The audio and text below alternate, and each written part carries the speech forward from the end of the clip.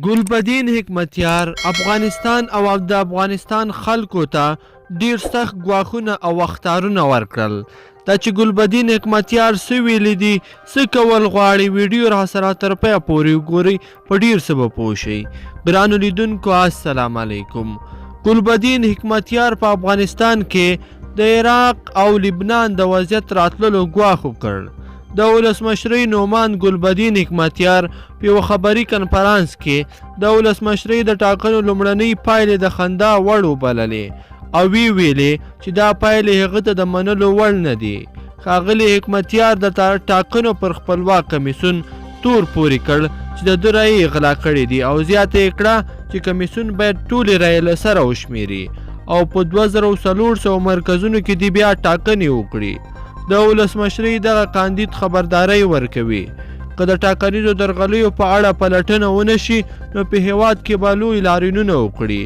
که قضایوي په سم ډول حل نشي ممکن د بولیویا، عراق او لبنان په څیر داسې وضعیت راپورته کړي. خو د ټاکنو کمیسیون بیا وایي چې د ټاکنو د شفافیت د تامین لپاره یې کار کړی دی. د ټاکنو د خپلواک کمیسیون ویان میرزا محمد حق پرست وویل د لومړنیو پایلو په اعلان کې د ټاکنو د خپلواک کمیسیون لخوا د هیڅ چا ملاتړ نه دی شوی. په همدې حال کې د حزب اسلامي ارغندیوال څانګې بیا ولسمشر غني ته په ټاکنو کې د بیا ځلې مبارکي ویلې ده.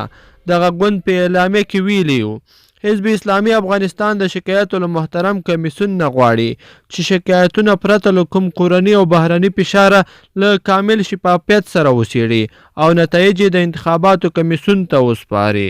د لومړنیو پایلو په اساس حکمتیار 80242 رایې ګټلې دي او په درېیم مقام کې دی. ګرانو لیدونکو په دې هیله چې ویډیو به مو راسره تر پایه پورې کتلې وي.